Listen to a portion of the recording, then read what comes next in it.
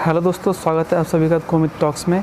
और आज हम बात करेंगे कि डॉक्यूमेंट वेरिफिकेशन के लिए जब आप जाते हैं तो आपको कौन कौन से डॉक्यूमेंट्स की रिक्वायरमेंट होती है। तो एसएससी का कोई भी एग्ज़ाम हो, एमटीएस, सीजीएल, सीपीओ, सभी के अंदर डॉक्यूमेंट्स सिमिलर होते हैं रिक्वायरमेंट।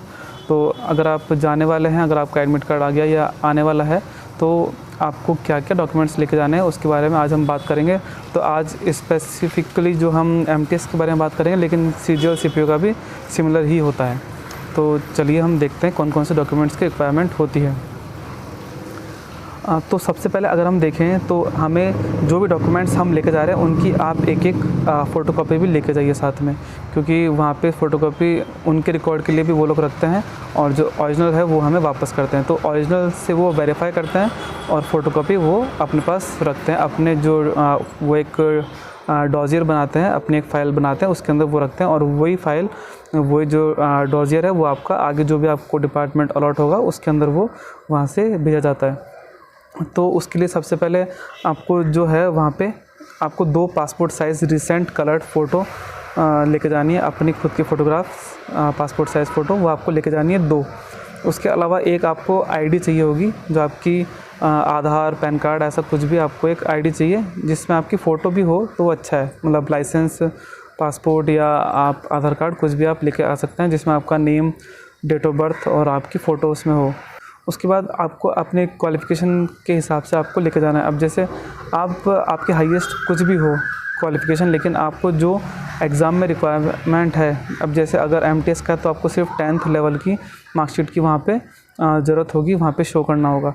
अगर आप सीएचएसएल के थ्रू जा रहे हैं तो आपको वहाँ पे 12th की मार्कशीट आपको शो करनी होगी। अगर आपके पास मार्कशीट है तो वो, अगर आपके पास उसका सर्टिफिकेट है, जो 10th का सर्टिफिकेट आता है बोर्ड का, वो लेके जा सकते हैं, मार्कशीट लेके जा सकते हैं। और अगर आपने किसी और बोर्ड से करा है या ओपन यूनिवर्सिटी जो होती है उनसे अगर आपने करा है तो आप उसकी भी आप लेके जा सकते हैं। अगर ये सीजीएल का है तो आपको ग्रेजुएशन लेवल की आपको मार्कशीट वहाँ पे शो करनी होगी, आपको डिग्री आपको शो करनी होगी। तो ऐसे जो भी एग्ज़ाम है उसके अंदर जो भी रिक्वायर्ड क्वालिफ़िकेशन है उसके हिसाब से आपको वहाँ पे डॉक्यूमेंट शो करने होंगे, वो भी सारे ओरिजिनल शो करने होंगे और उसकी आपको एक एक फ़ोटोकॉपी भी लेके जानी होगी। उसके अलावा फिर आपको नेक्स्ट चाहिए कास्ट सर्टिफिकेट। अगर आप किसी कास्ट के अंडर आ रहे हैं, अगर आप जनरल के हो तो आपको कुछ भी रिक्वायरमेंट नहीं है। अगर आप ओबीसी, एससी, एसटी के हो तो आपको जो कास्ट सर्टिफिकेट है उसकी रिक्वायरमेंट होगी। तो जनरल के लिए तो कुछ नहीं है। अगर आप ओबीसी के हो तो आपको कास्ट सर्टिफिकेट चाहिए जो कि सेंटर का बनता है, तो वो आप बनवाइए। स्टेट का चलेगा नहीं, क्योंकि मैं भी स्टेट का लेके गया था, लेकिन क्योंकि मुझे पता भी नहीं था कि सेंटर का भी बनता है। लेकिन बाद में फिर जब देखा कि सेंटर का ही बनेगा तो आप स्टेट का वहाँ पे चलेगा नहीं, क्योंकि ये सेंटर लेवल का एग्ज़ाम है इसलिए। और अगर एससी एसटी का है तो भी सेंटर का ही जो बनता है कास्ट सर्टिफिकेट वो बनेगा। जो एससी एसटी का है वो सिर्फ एक बार ही बनता है, वो लाइफ टाइम चलता है। लेकिन जो ओबीसी का है वो अपडेट करना पड़ता है, 6 महीने 1 साल ऐसे कुछ होता है उसका टाइम पीरियड, वो वापस आपको रिन्यू कराना होता है। तो आपका जब भी डीवी हो तब करा लीजिए, या फिर उसमें रिक्वायरमेंट होती है कि एग्ज़ाम की जब डेट आती है उससे 6 महीने पहले तक का होना चाहिए। तो वो कुछ ही लोग वो जो क्राइटेरिया है वो फुलफ़िल कर पाते हैं।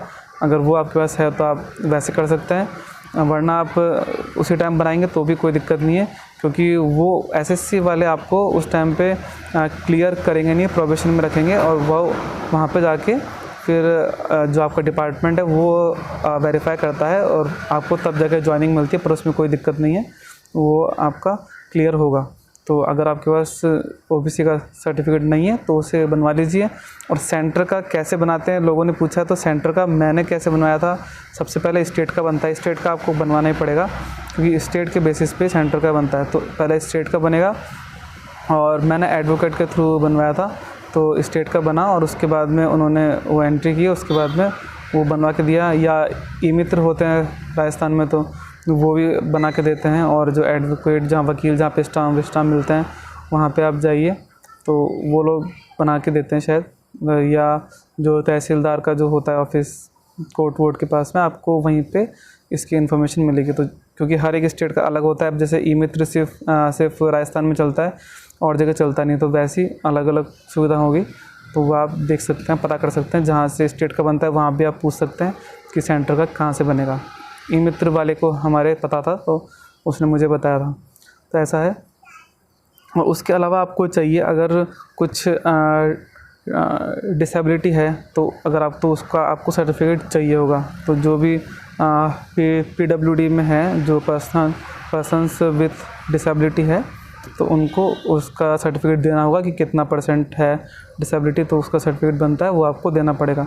अगर आप एक्स सर्विसमैन है कि अगर आप डिफेंस से आए हैं तो आपको उसका सर्टिफिकेट, अगर आप वहाँ से डिस्चार्ज हुए हैं तो डिस्चार्ज सर्टिफिकेट या अंडरटेकिंग वहाँ की, या कुछ आपका सर्विंग डिफेंस पर्सनल सर्टिफिकेट, तो इनमें से कुछ भी आपके पास हो, इसका आपके नोटिफिकेशन में भी एनेक्सर में दिया होगा फॉर्मेट वैसा, या आपको ऑफिस से मिलेगा, वहाँ से आप उसका दे सकते हैं। उसके अलावा अगर आपको कोई भी एज रिलैक्सेशन चाहिए तो आपको जो आपका कास्ट सर्टिफिकेट है उससे मिलता है, या अगर और भी आपको चीज़ों से मिलता है एज रिलैक्सेशन, तो कोई डिवोर्स है तो उसका आपको सर्टिफिकेट देना पड़ेगा। कास्ट का है तो कास्ट का, एक्स सर्विसमैन का अलग होता है। और कोई अगर किसी ऑफिस में जॉब कर रहा है तो वहाँ से ऑफिस से बनवा के लेके जाना पड़ेगा सर्टिफिकेट। तो ये आपको चाहिए कि ये हमारे ऑफिस में काम कर रहा है। और अगर आप अभी किसी सेंट्रल गवर्नमेंट में या किसी ऑफिस में हो, वहाँ जॉब कर रहे हो, तो वहाँ से आपको NOC लेके जाना पड़ेगा कि मतलब यहाँ से रिलीव करने के लिए कोई प्रॉब्लम नहीं है।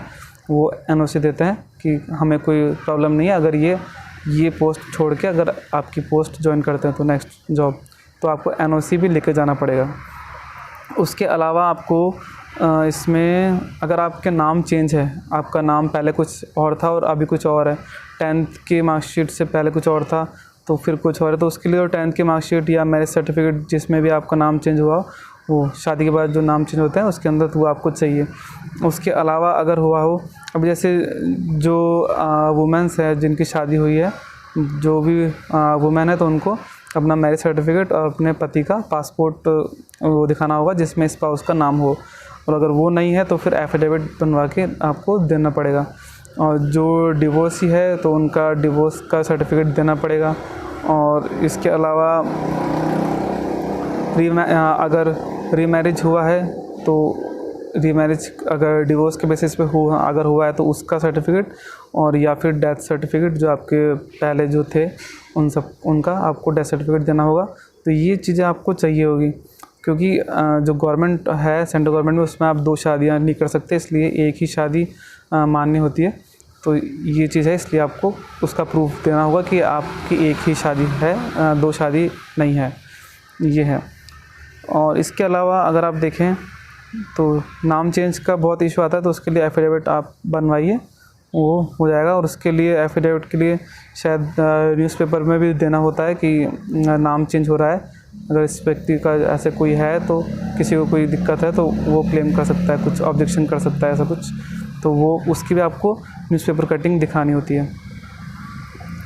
तो और कोई अगर ऐसा डॉक्यूमेंट है जो आपको लगता है कि वो इम्पोर्टेंट है, लेके जाना चाहिए, या उससे आपको कोई स्पेशल केस भी होते हैं, तो वो आप लेके जा सकते हैं। और डॉक्यूमेंट्स लेके जाइए, पर वो उनको जितना देखना होता है, जितना रखना होता है उतने ही रखते हैं कम से कम। और अगर उसके ज़्यादा, वो उनका काम है, जो ये मैंने आपको डॉक्यूमेंट्स बताया वो चेक करना, अगर वो है तो वो कर देंगे क्लियर, अगर उसमें कोई दिक्कत है या फिर नहीं है तो वो कर देंगे रिजेक्ट। अगर उसमें चांसेस हैं, अभी जैसे OBC के आते हैं बहुत सारे, या SC ST के भी कुछ लोग स्टेट के लेके आते हैं सर्टिफिकेट, तो वो उनको प्रोबेशन में रखते हैं कि वो जो भी आपको डिपार्टमेंट मिलेगा वहाँ पे डिपार्टमेंट में जाके वो वेरीफाई होते हैं, और तब आपको जॉइनिंग मिलती है। तो उसमें कोई दिक्कत नहीं है, सबको मिलती है। मुझे भी पहले टेंशन थी कि क्या पता मिलेगा या फिर नहीं, पर वो मिल जाती है ईज़िली। और जितने भी थे उस टाइम उन सबको मिली है, तो सबको मिलती है। तो ये था पूरा वीडियो डॉक्यूमेंट वेरिफिकेशन के ऊपर। अगर आपकी कोई सवाल हो तो आप नीचे कमेंट सेक्शन में पूछ सकते हैं। तो मिलते हैं अगले वीडियो में अगले टॉपिक के साथ, तब तक के लिए टाटा बाय बाय।